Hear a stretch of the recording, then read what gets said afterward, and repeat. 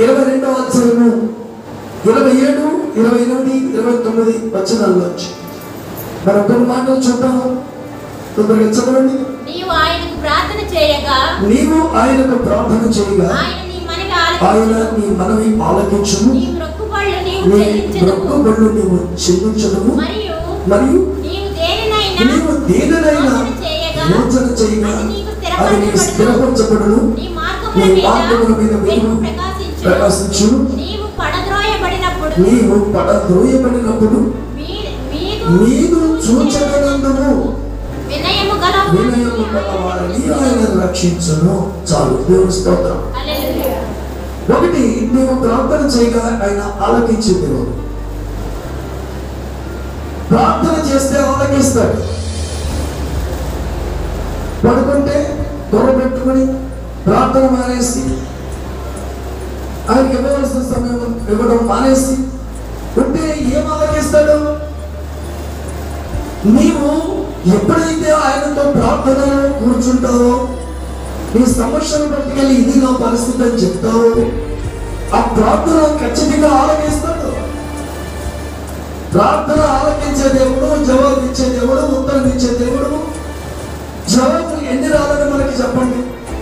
ఎన్నిసార్లు ప్రార్థన చేసినప్పుడు ఎన్ని కార్యాలు చేయలేదు? ఎన్నో కార్యాలు. స్వస్థతలు ఇచ్చాడు, ఆర్థికంగా బలపరిచాడు, లేని టైంలో ఇచ్చాడు, యాక్సిడెంట్ నుంచి విడిపించాడు.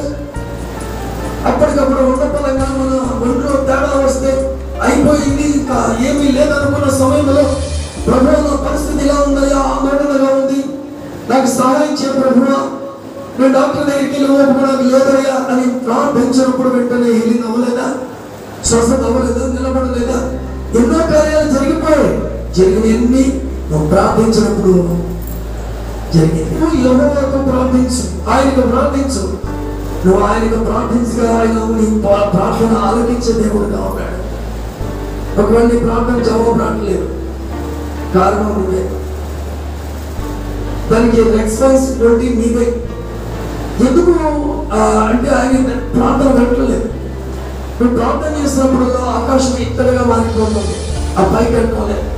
నువ్వు ప్రార్థన చేసినప్పుడు ఇరువుగా మారిపోతుంది, నీ ప్రార్థన అడ్డుగా వచ్చేస్తుంది వెంటనే. దానికి కారణాలు మీలో ఉన్న లోపాలు సరి చేసుకుంటే ఉన్న రిజల్ట్స్ వస్తాయి, జవాబు వస్తాయి. హృదయంలో అనేక రకాలు పెట్టుకుని ప్రార్థన చేస్తే జవాబు రాదు. మీరు లోకము ఇది అది మొత్తం కలిపి పెట్టుకుంటే జవాబు రాదు. అంటే ఎలా ఉండాలి? ఉంటే వేడిగా ఉండు, లేదా చల్లగా ఉండు, నురువెచ్చగా మొత్తం ఉండదు అంటాడు. మనం ఇప్పుడు 2 రకాలు కావాలనుకుంటారు. మనం ఇప్పుడు 2 రకాలు, అది కావాలి ఇది కావాలంటే అప్పుడు అందుకే నువ్వు ప్రార్థన చేస్తున్నప్పుడు వినడం లేదు అంటే దేవుడికి చెవులు లేవా? దేవుడికి దీవించడానికి చెవులు లేవా? యెషయా 59 మొదటి వచనం. చూడండి, రక్షింపనేరకు ఉండినట్లు యెహోవా హస్తము కొరచకాలేదు,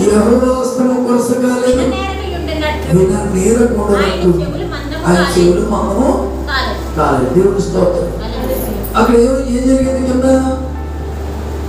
నువ్వు రక్షించేవాడు, చెవులను వినేవాడు. తర్వాత అక్కడ ఏం చదువు ఎందుకు ఆలకించట్లేదు అక్కడ రాశాడు. మీ పాపమున ఆయన ముఖమునకు మరుగుపరిచను. అంటే పాపం చిన్నది పెద్దంటూ తేడా ఉండదు. కనుక ఆయన ఆలకింపకున్నాడు. చిన్నదో పెద్దదో అబద్ధాలు వేస్తారు సులువుగా. మరి ఎలా జవాబులు వస్తాయి? కొద్దిగా స్థిరంగా ఉండాలి, సమయానికి రావాలి, సమయానికి దేవుడి దగ్గర కూర్చోవాలి. నువ్వు మొరపెట్టు, మనసు ఆయన మీద పెట్టు, ఆలోచన ఆయన మీద పెట్టు, స్థిరమైన మనసులో నిలబడితే నీ ప్రార్థనకు జవాబు వస్తుంది. ఆయన ఆలకిస్తాడు. ఒకవేళ ఇక్కడ వింటున్న సహోదరులు ఇంకా వింటున్న వారు ఎవరైనా కావచ్చు, ఒకవేళ పరిస్థితులు అనానుకూలంగా ఉన్నాయి, అనుకూలంగా మార్చుకునేది ఒకటే తెలుసా? ప్రార్థన. చెప్పలు కొడతాం. అనానుకూల బ్రతుకుని, పరిస్థితులు బాగాలేని బ్రతుకుని బాగు చేసుకోవడానికి, అనానుకూల పరిస్థితులు బాగు చేసుకోవడానికి, స్థితిగతులు బాగు చేసుకోవడానికి ఒకటే మార్గం ఏంటంటే ప్రార్థన. నీ ఆలకించేవాడు ఉన్నాడు. నీ మొర ఇక్కడ ఎవరు వినరు, మీ ఇంట్లో వాళ్ళు వినరు, నేను ఎవరు పట్టించుకోరు, అన్నయ్య పట్టించుకోడు, వదిన పట్టించుకోడు, తమ్ముడు పట్టించుకోడు, పిల్లలు పట్టించుకోరు. ఎవరి గొడవ వారిది, భార్య భర్త పరిస్థితులే.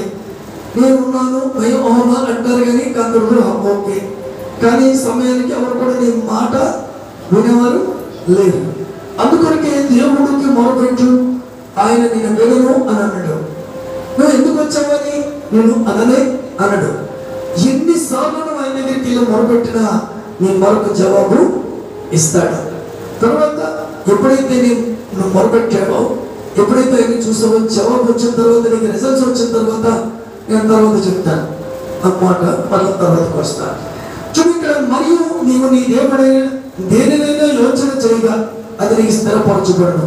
ప్రార్థన చేస్తున్నప్పుడు, నువ్వు ఆలోచించి చేసినప్పుడు, ఏ ప్రార్థన అయితే చేస్తున్నావో, ఏదైతే ఆలోచన చేస్తున్నావో, అది నీ ఇంట్లో కావచ్చు, పట్టచ్చు, ఆ ఇంట్లో కావచ్చు, లేదా వ్యాపారంలో కావచ్చు, లేదా ఉద్యోగంలో కావచ్చు, సేవలో కావచ్చు, పరిస్థితుల్లో కావచ్చు. నువ్వు ఏదైతే మొక్కుబడి చేసుకున్నావు, ఏదైతే ప్రార్థన చేస్తున్నావు, ఏదైతే అడిగావో, ఏదైతే ఆలోచన చేసావో, అది చేస్తున్నావు స్థిరపరచబడతాడంటే ఆమె స్థిరపరచబడతాది, స్థిరమవుతుంది. నేను స్థిరమై ఏదైతే ఆలోచన చేస్తున్నావో న్యాయబద్ధంగా ఆలోచించి, న్యాయంగా ఆలోచన చేయి, దేవుడికి ఇష్టంగా ఆలోచన చేయి, దేవునికి నచ్చినట్లుగా ఆలోచన చేయి.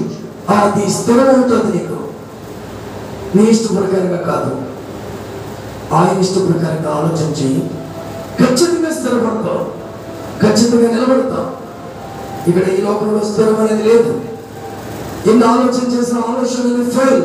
కానీ దేవుని దగ్గర ఆలోచన చేసి, దేవుని దగ్గర ప్రార్థన చేస్తే నువ్వు స్థిరపరచబడడానికి ఈరోజు గొప్ప అవకాశం ఇస్తున్నాడు దేవుడు. దేవుని స్తోత్రం. నువ్వు స్థిరపరచబడమే కాదు, కానీ నువ్వు స్థిరపరచబడితే ప్రార్థన చేస్తే ఇదిగో నీ మార్గముల మీద ఆయన వెలుగు ప్రకాశించును. వెలుగు నీ ఇంట్లో వెలుగు, నీ పరిస్థితుల్లో వెలుగు, సేవలో వెలుగు, సంఘంలో వెలుగు, సమస్తంలో వెలుగు వస్తాది. ఈ మాటల ద్వారా చీకటి పారిపోతాయి, దెయ్యాలు పారిపోతాయి, సాధారణ లైవ్ అయిపోతాయి. ఈ వాక్యం ద్వారా నీ నడకలు, నీ పరిస్థితులు మారిపోయి నీకు వెలుగు ప్రకాశిస్తుంది. ఆమేన్.